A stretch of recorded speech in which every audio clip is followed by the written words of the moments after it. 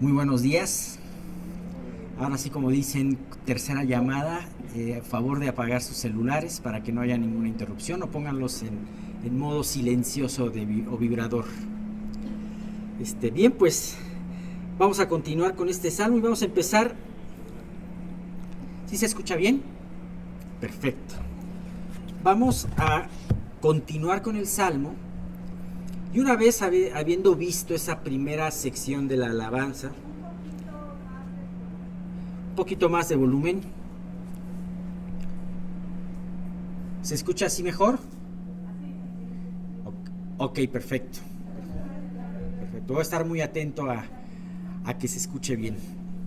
Bien, pues, una vez que vimos la introducción y la primera alabanza, vamos a ver la parte más grande, más larga del estudio. Uy, me espero tantito.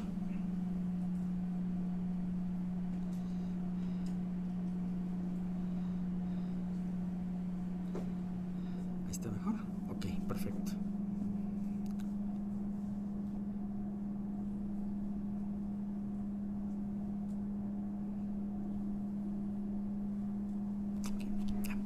Comenzamos viendo esta parte larga de aproximadamente 38 versículos. Desde luego hoy no vamos a ver todos ellos, pero que nos describen el pecado, la infidelidad del pueblo de Israel.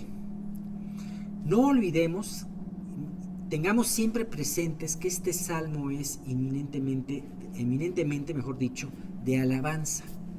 Así que aunque vayamos a hablar del pecado de Israel, de la infidelidad de Israel, es también una forma de poder contrastarla con esa misericordia y esa paciencia de Dios para con su pueblo. Y bien, vamos a comenzar, antes que todo, con una oración para que Dios guíe este y el siguiente y las siguientes enseñanzas de Miguel. Señor, pues te queremos dar muchas gracias por este día. Te queremos pedir de una manera muy especial que tú bendigas esta reunión, que no permita, Señor, ningún desperfecto técnico, ninguna distracción, ningún ruido en el exterior, y que Dios puedan llegar las personas que necesitan llegar aquí a esta reunión. Bendice este hotel, el Hotel del Prado, para que pueda seguir abriéndonos sus puertas y que podamos, Señor, seguir reuniéndonos aquí como iglesia. Pero ahora, Dios, esta reunión de este domingo, especialmente bendícela. Ayúdanos a ver en este estudio de los salmos y también en el estudio de los dones nuestra vida reflejada en esto.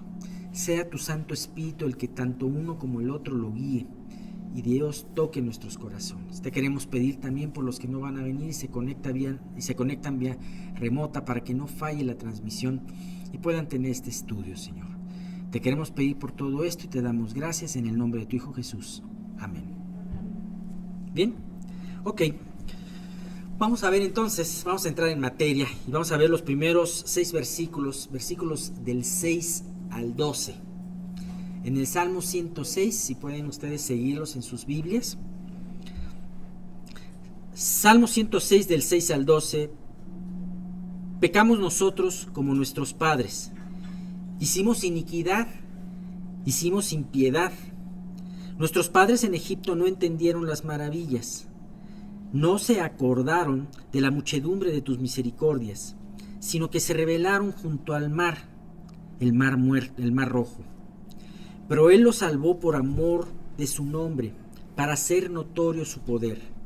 Reprendió al mar rojo y lo secó, y le hizo ir por el abismo como por un desierto. Los salvó de la mano del enemigo, y los rescató de la mano del adversario. Cubrieron las aguas a sus enemigos, no quedó ni uno de ellos. Entonces creyeron a sus palabras y cantaron su alabanza. Bien, esta sección que vamos a tener nosotros está abarcando, como lo vemos, desde el inicio de su salida de Egipto hasta probablemente, digo probablemente porque no se tiene con exactitud la fecha de este salmo, probablemente hasta la cautividad de Babilonia. Aunque, como habíamos dicho en un principio del salmo, hay algunas partes que aparecen como inspiradas en David. Entonces, pudo haber sido ese cautiverio, pudo haber sido otro momento de sometimiento a los pueblos extranjeros. Pero bueno, encontramos también otras cosas en esta historia. Esta historia que vamos a leer de 38 versículos no habla, su fin no es describir una historia exacta y cronológica. De hecho, hay varias cosas que podemos ver en Éxodo, en Números, que no se dicen aquí. Y además no es cronológicamente exacto. Vamos a ver los eventos. Ahorita vamos a ver el evento del Mar Rojo. Después vemos el evento cuando murmuran en contra de Dios por la falta de comida, pero que es después del monte Joreb. Después vamos a ver el pecado de la rebelión de Coré. Y después nos regresamos al becerro de oro. Entonces, pero lo más importante es estar viendo, por una parte, esa actitud continua, de continua rebeldía. Esta sección, como ustedes pueden ver, en el versículo 6 dice: pecamos nosotros. Y es impresionante cómo el salmista conjuga este verbo de pecar, lo conjuga en presente. Él va a hablar de la historia de Israel, pero está diciendo pecamos, lo está haciendo en presente y además lo está haciendo en primera persona plural. Esto nos habla y nos recuerda un poquito a esa conocida oración de Daniel en el capítulo 9, esa oración de confesión. ¿Se acuerdan ustedes? Lo vamos a ver aquí en Daniel 9 del 3 al 5. Daniel también habla involucrándose a sí mismo en esa oración. No dice pecaron, no dice el pueblo pecó, sino pecamos. Y volví mi rostro a Dios el Señor, buscándole en oración y ruego, en ayuno, en cilicio y ceniza. Esto lo decía Daniel. Y oré a Jehová mi Dios, e hice confesión diciendo: ahora, Señor, Dios grande, digno de ser temido, que guardas el pacto y la misericordia con los que te aman y guardan tus mandamientos. Hemos pecado, hemos cometido iniquidad, hemos hecho impíamente, hemos sido rebeldes y nos hemos apartado de tus mandamientos y de tus ordenanzas. Creo que es muy importante en una verdadera confesión involucrarte a ti mismo. Ha habido grandes confesiones que Dios ha puesto en el corazón de las personas o en el corazón de una iglesia que han precedido a grandes avivamientos. Y en esas confesiones, desde el pastor hasta el más pequeño, dicen: hemos pecado. Ahora, este tipo de confesión es el más sincero que podemos encontrar, ya que no involucra ni orgullo. No se está sintiendo la persona especial y diferente a los demás, ni egoísmo. No está pidiendo solamente por sí, o está viendo como Jonás esperando que la ciudad se destruya, ¿no? Ni tampoco un juicio del interlocutor, sino al contrario, un cargo completo de involucramiento del que está orando. El que está orando, y en este caso me refiero a este salmista, ve también que ha habido una intervención de parte de él en el pecado por los cuales Dios los puede juzgar. Quizás no directamente, quizás este salmista no fue el idólatra, no fue el que hizo todo esto. Quizás ha sido uno de los hombres más fieles. Sin embargo, él se siente involucrado, porque de alguna manera siempre vamos a estar involucrados. Alguna falta de oración, nuestra superficialidad a lo mejor en vivir nuestra vida, alguna pequeña, entre comillas, frialdad que podamos tener espiritual, o también probablemente ese ánimo que también David lo mostró en alguna ocasión, ese ánimo de decirle: Dios, estoy abriendo mi corazón y estoy con un corazón dispuesto a que tú me muestres en qué estoy mal. Muéstrame, oh Dios, en qué pecado. ¿Qué diferencia esta actitud? Y los discípulos, ¿no? Los discípulos de Jesús. Cuando Jesús dijo: alguien de ustedes me va a entregar,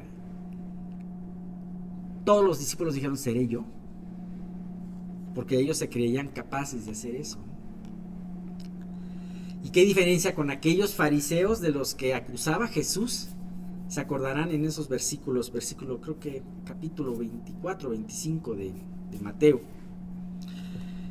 en donde él narraba aquellos que hacían monumentos a los profetas, a los mártires, y que decían: si hubiéramos vivido en los tiempos de esos profetas, no hubiéramos sido cómplices de nuestros padres que los mataron. Y Jesús les decía: con esto se están haciendo culpables a sí mismos. ¿Por qué? Porque no solamente son descendientes, sino también, como sus padres, han aprendido a rechazar la verdad. Y estaban a punto de matar a uno que era mucho mayor que aquellos profetas de los cuales ellos adornaban sus monumentos y sepulcros, ¿no? Mateo 23, es capítulo 23. Mateo 23, versículo 32 nos dice: Jesús decía a ellos: vosotros también llenad la medida de vuestros padres. Bien, referimos a la primera historia de los capítulos 7 al 12 en este mismo versículo, que nos habla precisamente de en el momento en que Israel acababa de salir de Egipto. Y a los pocos días de camino ellos se encuentran con su primer obstáculo. Por una parte, se habían acorralado con el Mar Rojo, un gran límite que ellos tenían, un límite infranqueable.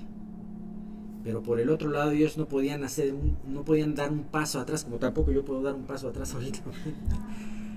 No podían dar un paso atrás, porque venían los ejércitos de Faraón. Y bien, cabe recordar que a esta altura los israelitas ya habían visto todas las maravillas que Dios había hecho en la tierra de Egipto, tal como dice: nuestros padres en Egipto no entendieron tus maravillas. ¿Sabes qué nos pasa muchas veces? No entendemos muchas veces las maravillas de Dios para nuestras vidas. No aquilatamos el poder, las situaciones de las que Él nos libra. Y de esa manera no las tenemos como verdaderos monumentos en nuestro corazón. Igual que ellos, muchas veces no entendemos las maravillas que Dios nos ha dado. La forma milagrosa como Dios los liberó del imperio más poderoso del mundo en aquel entonces. Bien, acababa de pasar eso precisamente de esa liberación prodigiosa de Egipto, de los israelitas, cuando de repente se encuentran con este primer obstáculo. ¿Y qué pasa con el primer obstáculo? Se les borra la memoria. Y lo que salió de sus bocas es lo que había en sus corazones. ¿Y qué había en sus corazones? Queja, sarcasmo, ingratitud y un enojo injustificado tanto para con Dios como para sus líderes. Fíjate, imagínate, después de que Dios los guardó, Dios los enriqueció con lo que despojaron a los egipcios. Al primer obstáculo, ellos dicen en Éxodo 14 del 11 al 12: y dijeron a Moisés, fíjate el sarcasmo: ¿no había sepulcros en Egipto que nos has sacado para morir en este desierto? ¿Por qué has hecho así con nosotros, que nos has sacado de Egipto? Como si se les había olvidado además el tipo de vida que tenían en Egipto. ¿No es esto de lo que te hablábamos en Egipto, diciendo, déjanos servir a los egipcios? Oye, pero ellos estaban pidiendo, libéranos de los egipcios, ¿no? Porque mejor nos fuera servir a los egipcios que morir nosotros en el desierto. Esta fue la primera rebelión que los israelitas tuvieron en el desierto, camino a la tierra prometida. Sin embargo, en esta ocasión, la paciencia de Dios lo llevó a que ni siquiera reprendiera esta actitud nefasta que ellos tenían. Si ustedes se fijan en todo en todo lo que habla Éxodo 14, nunca ni Moisés ni Dios reprenden al pueblo en este sentido. Y bueno, pues Dios hace esto, como dice el Salmo, a pesar de que se rebelaron junto al mar, el mar rojo, Dios los salvó por amor de su nombre. Y sí, Dios amaba a los israelitas, pero también como también ama a su iglesia, pero también Dios hace las cosas por amor de su nombre. Y eso nos lleva a ver lo importante que en toda la palabra nos habla de ese nombre de Dios. Salmo 138, 2 dice: me postraré hacia tu santo templo y alabaré tu nombre por tu misericordia y tu fidelidad, porque has engrandecido tu nombre y tu palabra sobre todas las cosas. Así que si para Dios su nombre es muy importante, si lo es para Él así, para nosotros que somos su pueblo y que representamos su nombre, también así debe de ser. Acuérdate que no debemos de ser solamente cristianos de domingo ni cristianos de iglesia, sino que acuérdate que siempre, y más si tú alguna vez has hablado de Él, la gente ve el nombre de Dios reflejado en tu vida. Así que procurar desde luego con la gracia de Dios, engrandecer el nombre, la obra de Dios en tu vida, la cual, como dice el libro de Job, la mira todo hombre, la mira el hombre de lejos, ¿no? Y entonces Dios abre el mar rojo y realiza un doble milagro. Bueno, realizó muchos milagros, pero por una parte hace una doble liberación. Primeramente les da un camino franco a los israelitas por donde caminar, por donde irse. Quita ese obstáculo que ellos tenían por delante, pero por otra parte enjuicia y quita esa amenaza que tenían de parte de sus perseguidores. Sabemos que Dios hizo, aparte de ese milagro, otra cosa. Su gran nube se puso entre los dos campamentos, el israelí y el ejército, y el mismo Dios despreció y después afectó los grandes carros de Faraón. ¿Sabes? Los egipcios dicen: Dios es el que está peleando en contra de nosotros. ¿Sabes qué fue lo malo? Que lo dijeron bastante tarde, cuando ya venía la ola. Bien, pues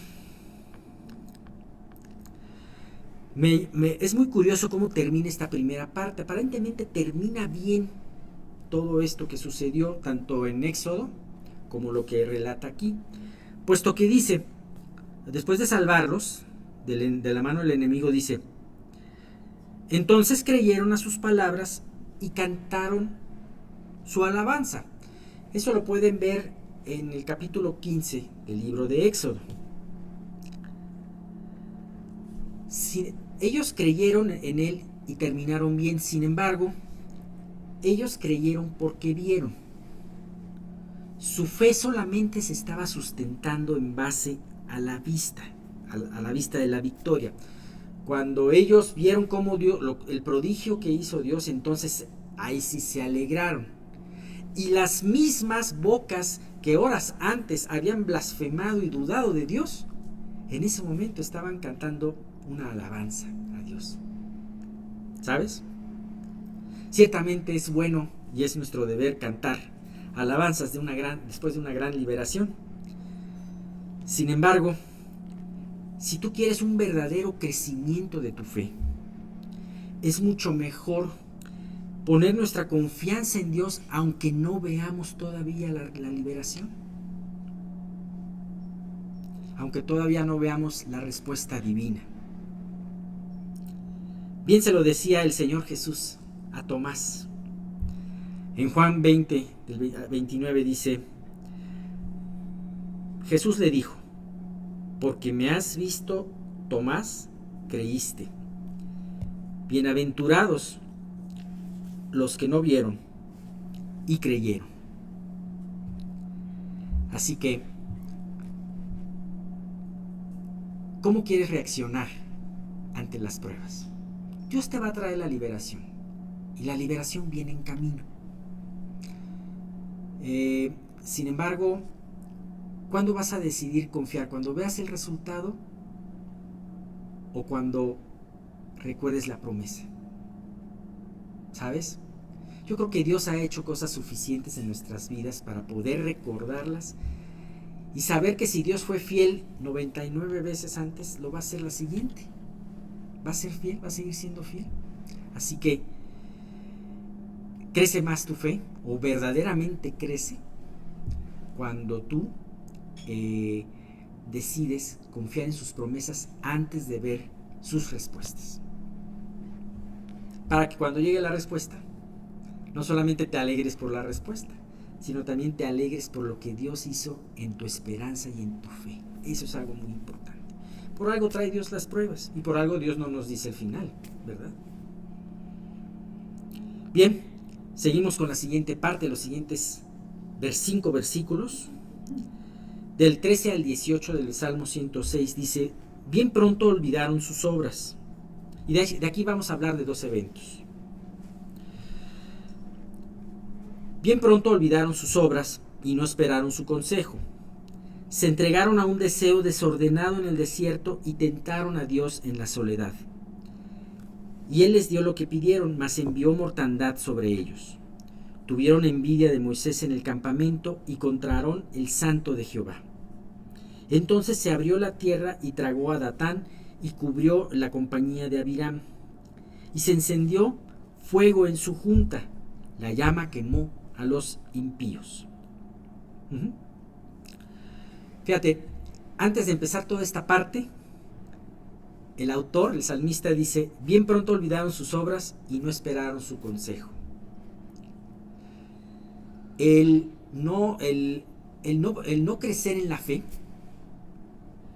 el reaccionar de un modo quejoso en las pruebas y no creer en sus promesas te lleva a no crecer en la fe, y esto te lleva a que muy pronto se te olvida lo que Dios hizo anteriormente. Y sí, si tú te das cuenta, el pasaje del que habla no fue el pasaje que inmediato a la salida del Mar Rojo, ¿no? Les decía que esta descripción no era cronológica. Sin embargo, de alguna manera esa fue la forma en que los israelitas siguieron con ese hábito de quejarse. No dejaron el Mar Rojo cuando de repente el primer obstáculo y se quejan contra Dios. Y bueno, aquí ya llevaban varios obstáculos y varias quejas en contra de Dios, y pasó algo curioso. Fíjate cómo lo dice el salmista. Se entregaron a un deseo desordenado en el desierto y tentaron al Dios en la soledad. Se entregaron a un deseo. Aquí ya no era tanto una necesidad. Esto aparece en el capítulo 11 del libro de Números, y fue aproximadamente unos 2 años después de la salida de Egipto. Y llama la atención lo siguiente, fíjate. Por una parte dice que se entregaron a un deseo desordenado. Y en Números 11:4 dice: y la gente extranjera que se mezcló con ellos tuvo un vivo deseo, y los hijos de Israel también volvieron a llorar y dijeron: ¿quién nos diera a comer carne?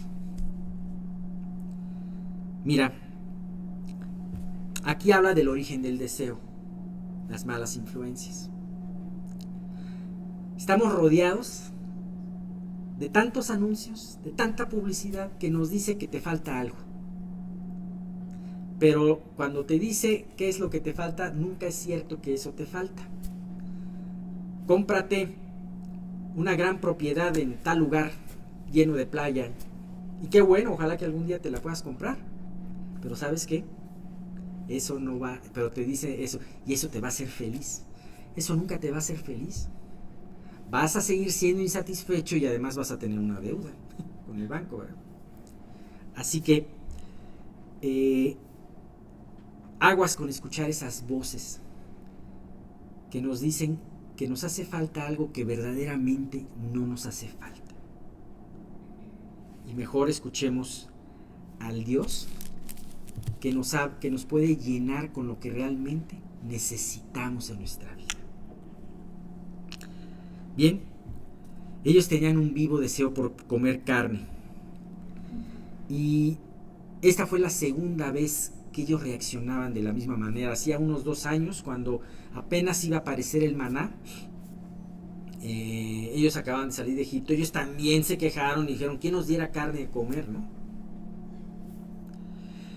Y es curioso cómo Dios reaccionó ante este deseo. Este fue un deseo obstinado, un deseo codicioso. Ellos codiciaron.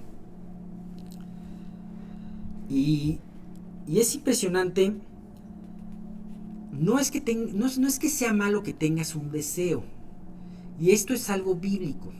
Vemos, por ejemplo, en Proverbios que dice que más Dios dará, que el impío le vendrá lo que él teme, más a los justos les será dado lo que desean. Y también en un salmo dice que él no está ajeno a nuestro suspiro. O sea, los deseos son buenos, no necesariamente, yo te diría, no necesariamente son malos. Sin embargo, si tú tienes un deseo desordenado, un deseo obstinado, en donde no te importa cuál es la voluntad de Dios, lo que me importa es mi deseo, entonces ahí está mal. Es una obstinación, es una codicia. Estás codiciando algo que Dios no tiene para ti. ¿Sabes? Hay una línea muy sutil entre ese deseo y la codicia. Pero esa línea, para no pasar de ahí, es importante siempre ponerla en él. Y fíjate lo que voy a decir, en el altar de la oración. ¿Y por qué en el altar de la oración? Porque nosotros muchas veces vemos la oración como un buzón de peticiones, cuando debe de ser un altar. Y un altar te habla de un sacrificio. ¿Cómo vas a la oración? ¿Como si se tratara de un buzón de peticiones? ¿O como lo que es realmente? Un lugar en donde tú vas a sacrificar tu voluntad para que se haga la voluntad de Dios. Bien, en cierta manera la siguiente historia, que me gustaría completarla la próxima semana, habla de algo mismo. Personas que codician lo que no tienen. Aquí codiciaban algo que no tenían, que era carne. Ahí fíjate, decían, ese maná ya no lo soportamos, cuando el maná era la mejor comida que ellos podían tener. Yo creo que a ti te hubiera gustado ver y analizar las propiedades nutricionales, ¿verdad? del maná, pero podemos ver por fe que era un muy buen alimento, por lo que dice aquí. Y vamos a ver acerca de unas personas que codiciaban tener la posición que no tenían. Eso también es algo muy peligroso en nuestras vidas. Bueno, vamos a terminarnos aquí y continuar con los salmos, con las alabanzas, mejor dicho. Bien, pues continuaremos con nuestro estudio de las lenguas. Todavía tenemos muchas cosas que aprender. La vez pasada, la última parte, Pablo los juzga a los corintios diciendo, estáis locos. Y eso decía un frenesí incontrolado. El problema de todo esto es que ellos se veían a sí mismos. Competían unos u otros viéndose siempre a sí mismos. Antes de eso me gustaría hacer una aclaración. La vez pasada que cuando mencioné lo de la descendencia de David, que prácticamente por desobediencia fue anulada, hay dos partes de esta descendencia que me gustaría aclarar. En el Salmo 132, 11 y 12 dice, en verdad juró Jehová a David y no se retractará de ello. De tu descendencia pondré sobre tu trono. Si tus hijos guardaren mi pacto y mi testimonio que yo les enseñaré, sus hijos también se sentarán en tu trono para siempre. Entonces, esta bendición, esta promesa consistía de dos partes. Si los hijos de los reyes obedecían, preservarían el trono. Si no, lo perderían, como sucedió, pero la segunda parte de la promesa, y es lo que me gustaría nada más aclarar para que no vaya a haber confusión, hablaba de Jesucristo. Esa fue la promesa perpetua, la cual nosotros vimos que era incondicional y se cumplió. Aclarada esta situación solo para que no haya confutura de Dios, o sea, fue creada por Dios, El único que puede saber lo que hay dentro de nosotros, lo que hay en nuestro corazón, es Dios, es el único que sabe todas las cosas. Por tanto, nosotros tenemos que tener muy claro que la influencia de Satanás va a ser efectiva en la vida de cada uno en la medida que nosotros no creamos algunas partes de la palabra, y eso nos va a causar la desviación.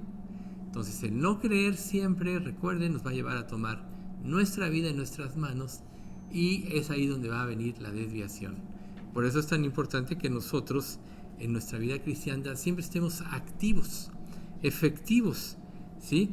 Y sobre todo viviendo en el recurso más grande que Dios nos dejó, que es el recurso del amor. Sí, como creyentes también deberíamos constantemente estar perdonando, porque si Dios nos perdonó a nosotros una deuda impagable, las deudas de nuestro prójimo son totalmente pagables, y ya ven, la Escritura nos lo dice de esa manera. En Mateo 6:12, en la misma oración del Padre Nuestro, todos se la saben obviamente, es perdónanos nuestras deudas, como también nosotros perdonamos a nuestros deudores. Entonces, si nosotros hemos apropiado realmente el perdón de Dios, siempre debe haber en nosotros esa actitud de misericordia que nos va a dar el sentido correcto de las relaciones. Nunca se les olvide eso. En Efesios 4:31 y 32 dice: quítense de vosotros toda amargura, enojo, ira, gritería y maledicencia y toda malicia. Antes sed benignos unos con otros, misericordiosos, perdonándoos unos a otros, como Dios también os perdonó a vosotros en Cristo. El verdadero perdón significa o evidencia que nosotros vamos a tratar a otros como nos gustaría que nos trataran. De hecho, ese es el segundo mandamiento, de amar a tu prójimo como a ti mismo. Haz a otros como quieres que te hagan, no le hagas nada a nadie que no te gustaría que te hicieran. Entonces, si nosotros vivimos concentrados en esto, va a ser muy difícil que caigamos en otro tipo de situaciones que nos vayan a desviar de la verdad. Y aquí, ¿qué ocurría con los corintios? Un descuido a lo más importante, que es la iglesia de Dios. Por andar viéndose a sí mismos, por andar contendiendo unos con otros por sí mismos, estaban descuidando la edificación de la iglesia, como vimos la vez pasada. Estaban descuidando aquel mandato que Dios nos dejó como algo sublime, importante. Recuerden, la iglesia del Dios viviente es columna y baluarte de la verdad, por lo cual implica que todos nosotros debemos de vivir en la verdad. Entonces, si tú, por ejemplo, dices que has perdonado a alguien cualquier cosa, entonces esa persona necesita de tu bondad. A veces nosotros decimos que perdonamos, pero seguimos con resentimiento, seguimos con amargura, y la Biblia dice: quítense de vosotros toda amargura, malicia, etc. Entonces, esta situación era tan importante que Pablo tiene que tratarla de esta manera, ¿sí? Nosotros tenemos que pensar cómo nos trata Dios a nosotros. Si Dios nos tratara por lo que somos o por los errores que tenemos, ¿qué pasaría? Pues realmente estaríamos perdiendo la salvación inmediatamente después de haberla adquirida. Pero Dios siempre es misericordioso. Recuerden, si fueres infiel o si fuéramos infieles, Él permanece fiel. Entonces, tratar a otros con bondad implica precisamente el estar en la misma sintonía que Cristo, con el mismo pensamiento de Cristo hacia los demás, con la misma mirada de Cristo. Porque si somos intolerantes con los demás, entonces esto implica que no estamos creyendo la tolerancia de Dios hacia nosotros, y eso pues no ayudaba. Entonces, nosotros recordemos que cada creyente es un compañero en la gracia, es parte del cuerpo de Cristo. Entonces nosotros tenemos que aprender a amar, a apoyar y a tratar de edificar. Entonces, ¿cuál es el interés que toda iglesia debe tener, o lo que la va a mantener pura y santa y en el camino correcto? La gratitud. La gratitud de todo lo que Dios ha hecho por nosotros. Entonces los corintios habían perdido también esa gratitud, habían perdido de vista la salvación por concentrarse en lo que no debían. Es que se está más alto, ¿verdad? Sí. Por concentrarse en lo que no debían. Entonces, nosotros tenemos que aprender a concentrarnos precisamente solo en las cosas de Dios y buscar siempre la reconciliación de las relaciones interpersonales, así como Cristo nos reconcilió a nosotros con Dios. Ese debe estar siempre en nuestra mente. Cristo, recuerden, me propuse no saber otra cosa sino a Cristo y a este crucificado. Esto significa mantener en tu mente los valores que tuvo Cristo. ¿Qué hizo Jesús? Por amor, se dio a sí mismo para liberarnos. ¿Qué tenemos que hacer nosotros por amor? Darnos a nosotros mismos para que así lo honremos a Dios. Esta parte de Ezequiel 36:22 que mencionamos la vez pasada, cuando Dios dice, no lo hago por vosotros, oh casa de Israel, sino por amor de mi santo nombre, el cual ha sido blasfemado entre vosotros a los gentiles, por causa de vosotros a los gentiles.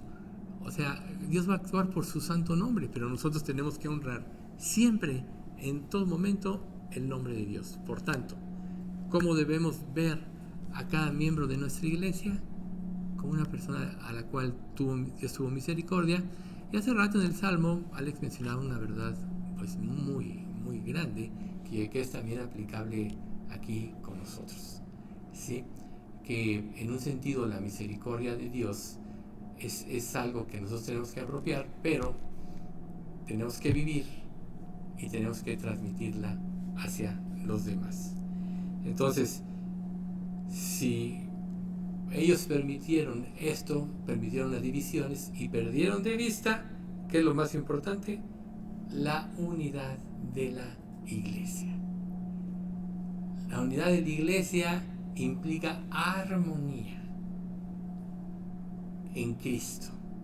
La falta de unidad implica que ya de alguna manera algo está sucediendo en nosotros, y esto es, generalmente estamos quitando los ojos de Cristo de una u otra manera.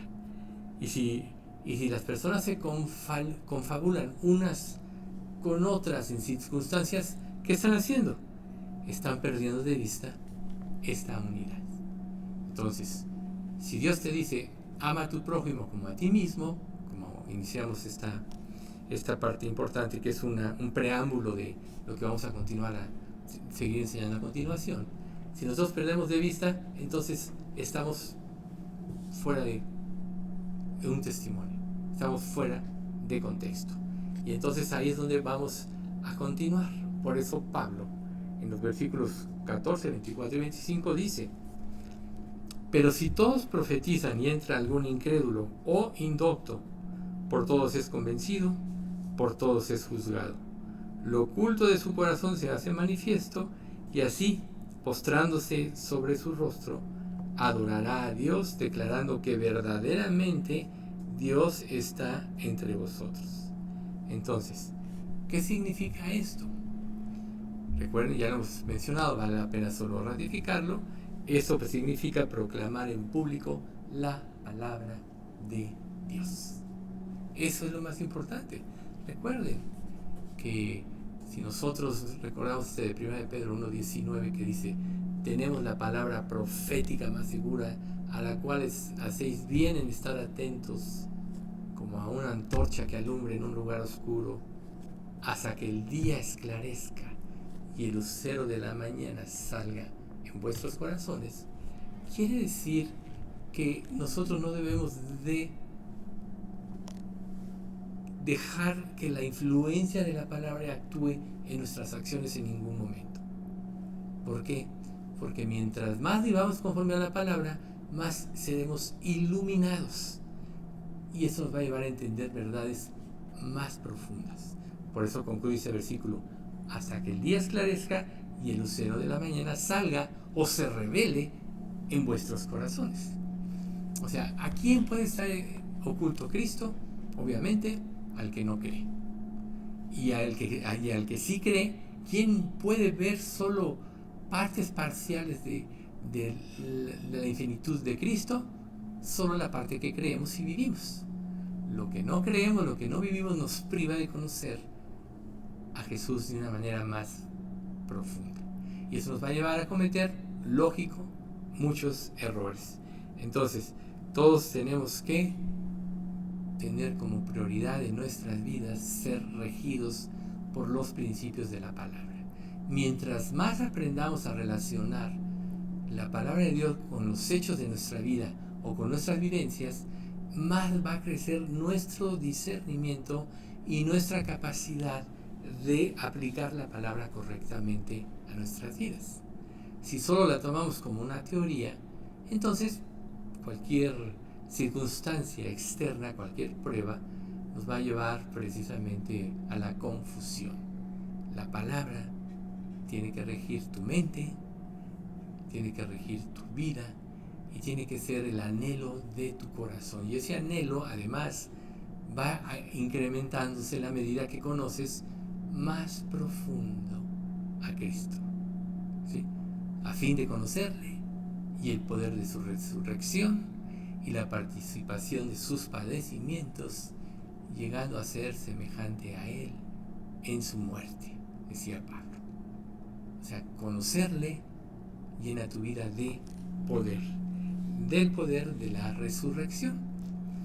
Entonces, este apartado de la profecía, de dar a conocer la palabra de Dios, es lo que le va a dar seguridad al incrédulo. Por eso dice, y si entra un incrédulo y todos profetizan, por todos es convencido, por todos es juzgado, y se revelará lo profundo de su corazón, que lo llevará a Cristo.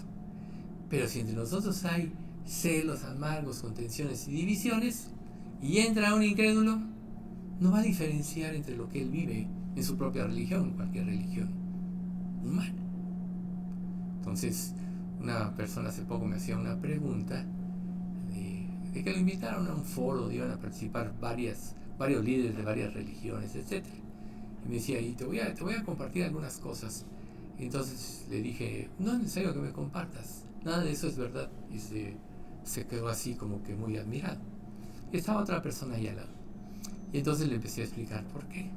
Porque Dios es el que pone las condiciones, porque todo solo es revelado a través de su palabra, y ninguno hay otra salvación sino en Cristo. Le puse muchos ejemplos. Y al último le dije, todas las religiones es como la Torre de Babel. Tratan de llegar por su propia cuenta a Dios.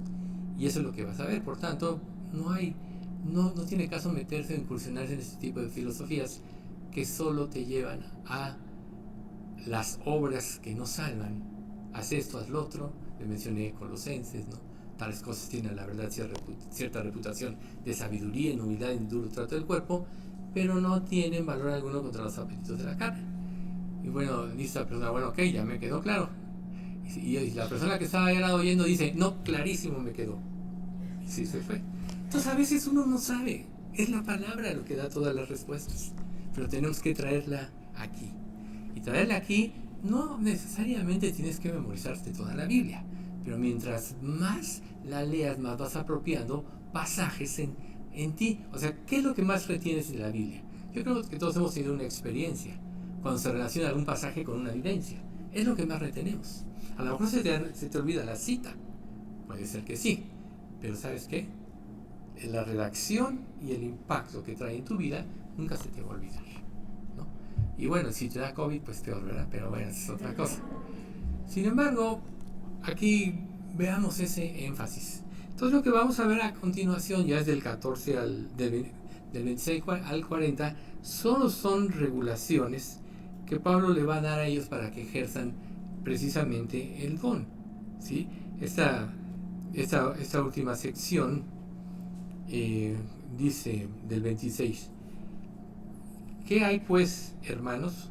Cuando reunís, cada uno de vosotros tiene salmo, tiene doctrina, tiene lengua, tiene revelación, tiene interpretación, hágase todo para edificación. Punto muy importante. Todo para edificación. O sea, competencia u otra motivación equivocada no tiene caso. Entonces, si tú hablas, que sea para edificación, y esto va a nutrir, nos va a alimentar a todos.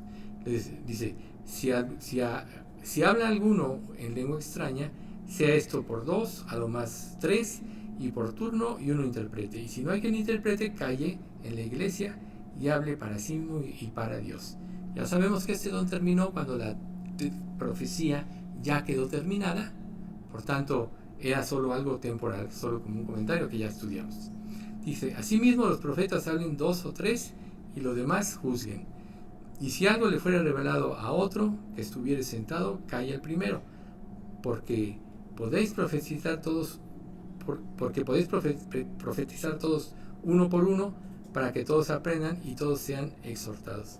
Si no, imagínense, unos dicen una cosa, otros otra, y ¿qué dicen? No entiendo, no puedo poner atención en una cosa. Por eso también para nosotros es muy importante tener un orden en todo. Si nosotros aprendemos a tener orden en, por ejemplo, nuestra asistencia a la iglesia, en el horario adecuado, participar de todos los comentarios de los signos, vamos a ser más edificados que si no tenemos ese orden. Por tanto, si Dios es un Dios de orden, no de desorden, y Dios está influyendo en nuestras vidas, tenemos que aprender a darle prioridad a nuestra vida. ¿Y cuál debe ser la prioridad? Nuestro encuentro con Jesús. Y la iglesia es el momento, aunque ya somos salvos y tenemos, los que somos salvos, el Espíritu morando en nosotros, vamos a precisamente tener una cita con Jesús, no con una persona, no con los signos, sino con Jesús. Y entonces es sumamente importante que le demos la honra a Dios. Aquí, como en el caso de los profetas, cada uno tiene que hablar como debe ser. Y entonces es precisamente el 1433, que es uno que la mayoría sí conoce, cuando menos de la redacción, pues Dios no es un Dios de confusión, sino de paz, como en todas las iglesias de los santos. Dios no es un Dios de confusión, sino de paz. Quiere decir que la palabra siempre nos reconcilia con Dios, nos lleva al cumplimiento de su voluntad, y eso trae como resultado la paz de Dios que sobrepasa todo entendimiento. Pero en la medida que nosotros no estamos cumpliendo cabalmente todo lo que Dios nos va revelando en la palabra, que recuerden una cosa, ya no estamos en la ley, ya todo lo recibimos por gracia y el Espíritu Santo nos da poder para cumplirlo. Nunca se les olvide eso. Entonces, cuando nosotros nos vivimos de esta manera, automáticamente entra la confusión. Vive la palabra y siempre estará seguro.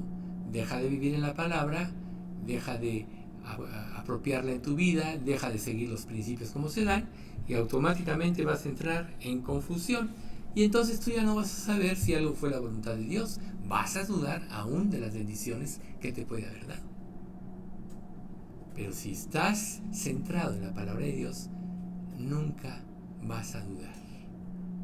Precisamente, ¿por qué?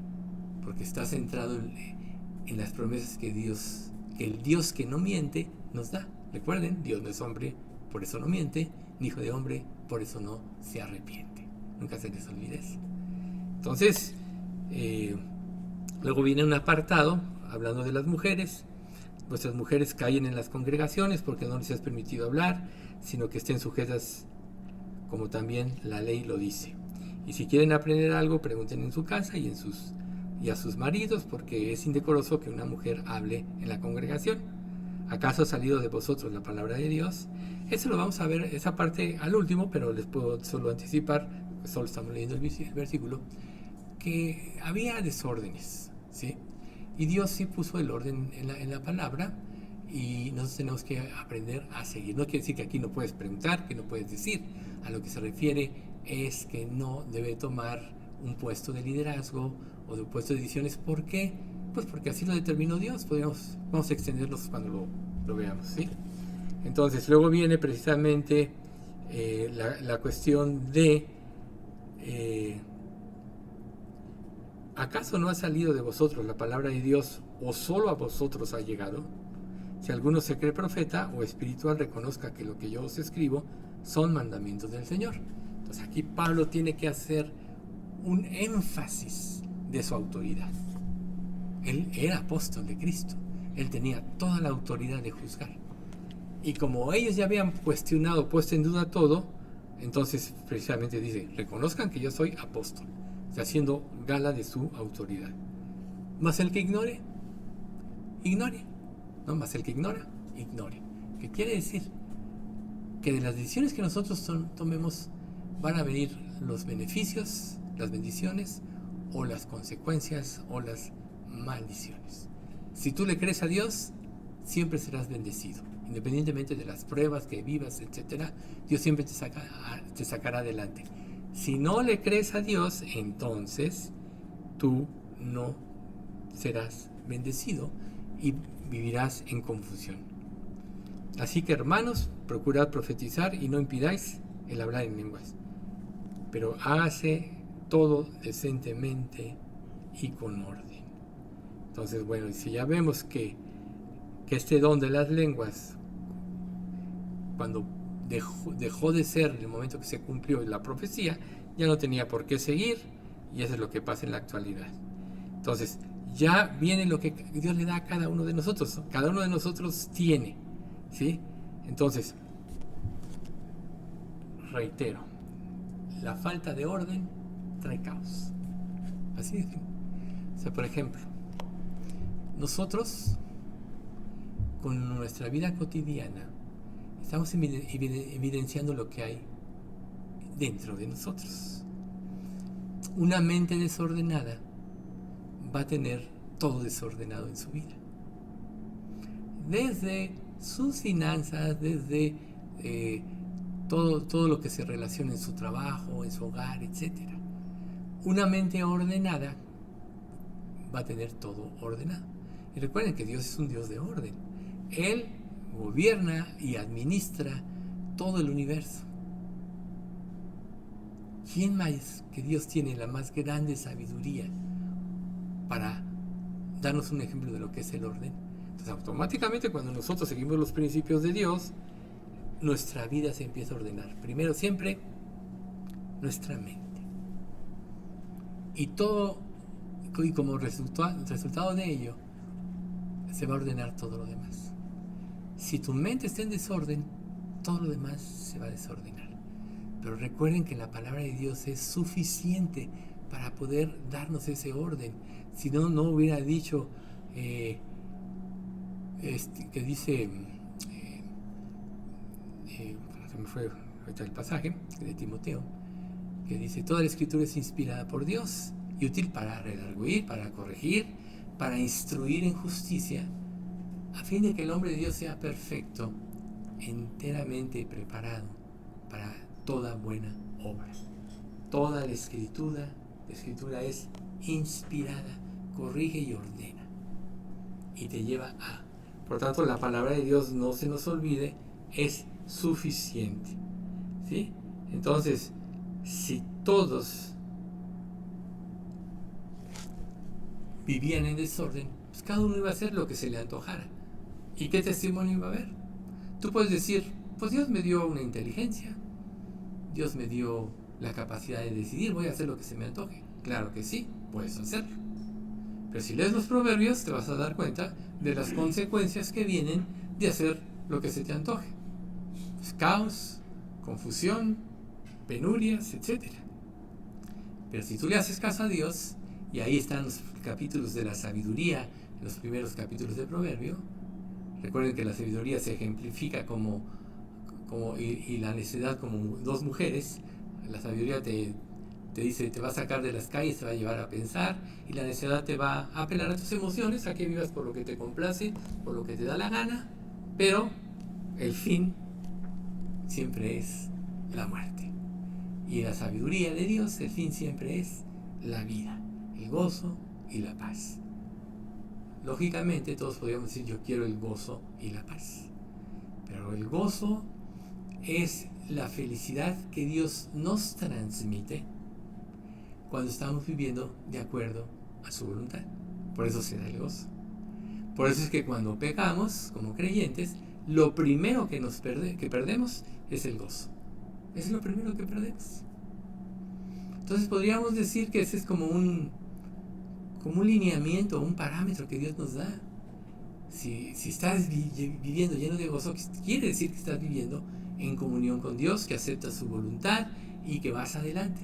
Si estás inconforme, como los israelitas cuando salieron del Mar Rojo, en la primera prueba, entonces va a venir caos y confusión, como sucedió, que está aquí explicando Alex en los Salmos.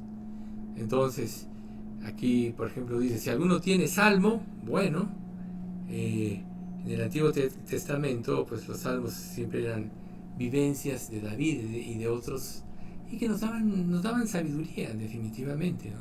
Entonces, implicaban parte de la doctrina de Dios, como los proverbios, y ya sabemos que toda la Biblia. Entonces, ¿cuál es el tema especial en esto?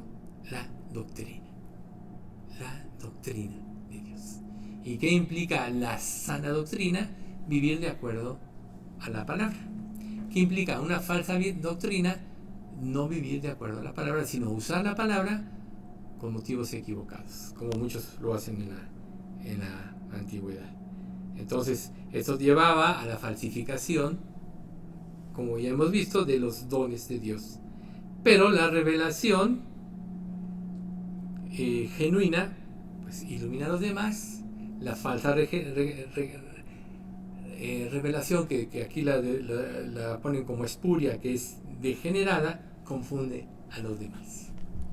Entonces, ¿qué es lo que nosotros queremos? Que nuestra vida sea clara. Y precisamente por eso Pablo empieza a poner orden en la interpretación.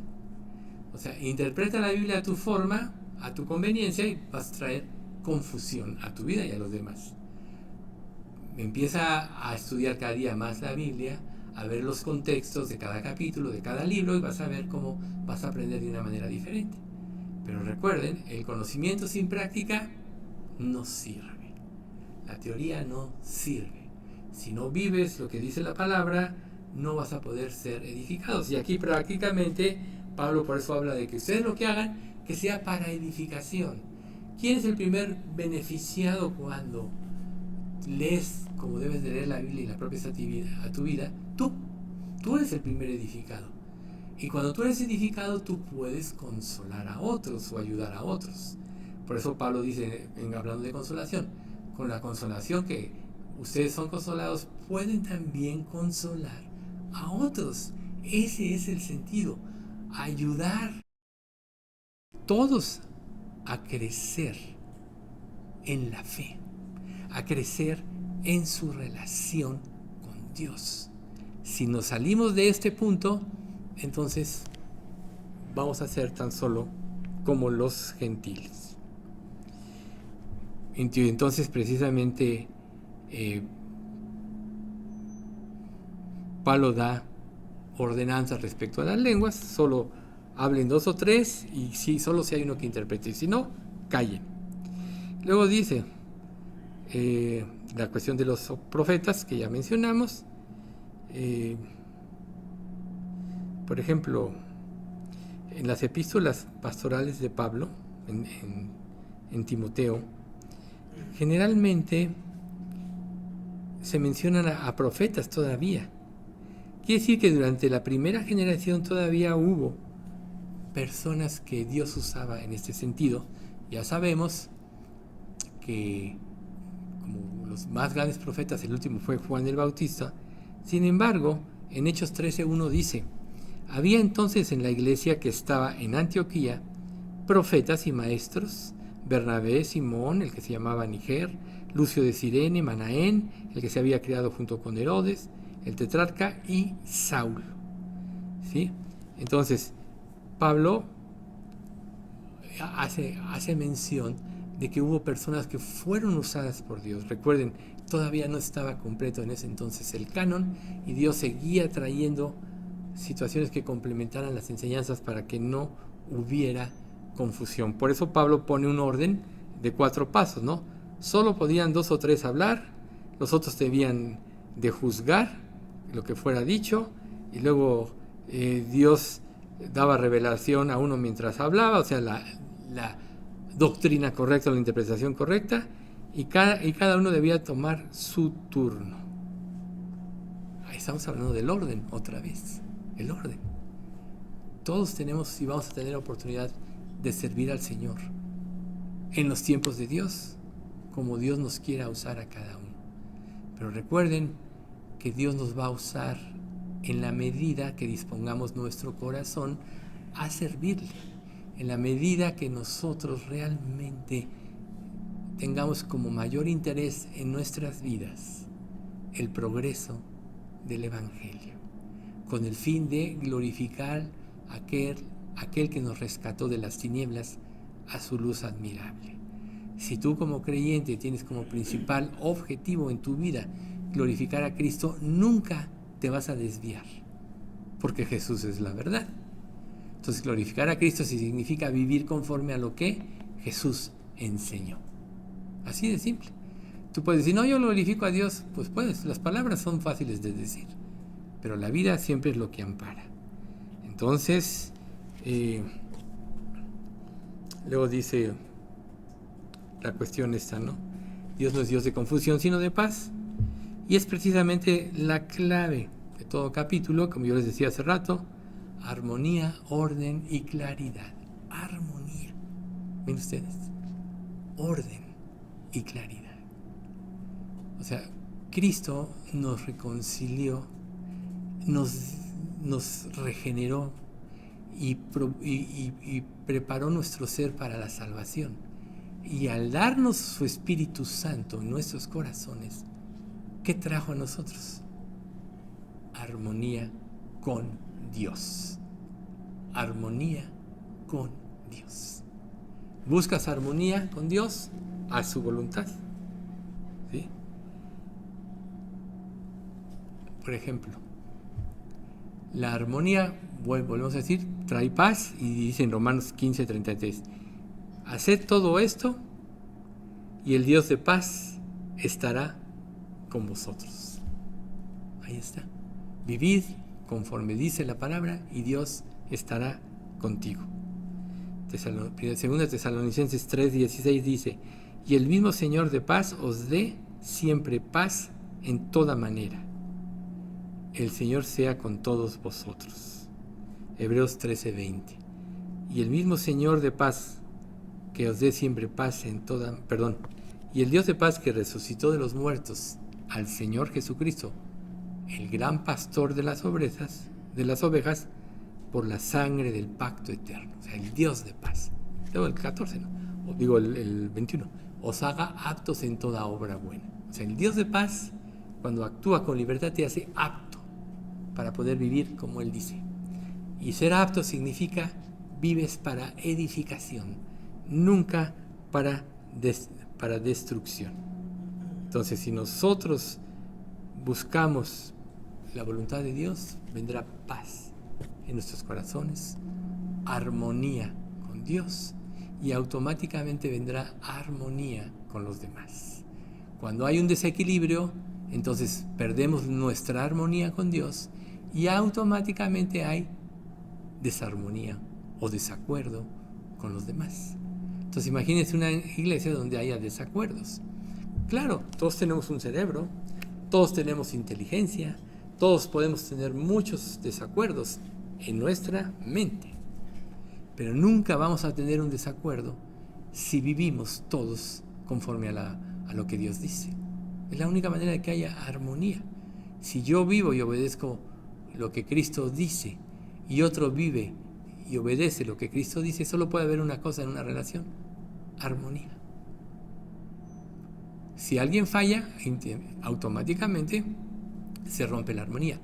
Ejemplo, Adán y Eva tenían armonía con Dios mientras no habían pecado. Dios se paseaba, hablaba libremente con ellos, pero el día que pecaron, perdieron esa armonía, cambió su visión de Dios, se escondieron, etc. Fue afectada su mente. Entonces, si tú quieres tener paz con Dios, tienes que vivir en armonía con Él. Y automáticamente todas las áreas de tu vida se irán corrigiendo o arreglando. No le hagas caso a Dios y entonces va a venir el caos y la confusión en tu vida. Y precisamente este pasaje, yo diría que debería ser el central. Dios no es un Dios de confusión, sino de paz, Es lo que Él quiere que cada uno de nosotros tenga. Vivir en la verdad trae paz, porque la paz viene por vivir en armonía con Dios. Y el Dios de paz que resucitó, o sea, Dios es un Dios de paz. Él un día va a juzgar, pero Él nos trajo la paz con Jesucristo. Y si nosotros vivimos en comunión con Cristo, en nuestra mente habrá paz. Y aunque el mundo se desbarate, si tú tienes paz, que el mundo ruede. Así de simple. Hoy estamos viendo que el mundo se sumerge en la confusión, en la lucha y en muchas cosas. Estamos viéndolo tristemente. El egoísmo de ciertas personas ha traído ya un caos en todo el mundo. Una enfermedad como la pandemia empezó a traer caos, y ahora todas estas guerras han traído un mayor caos.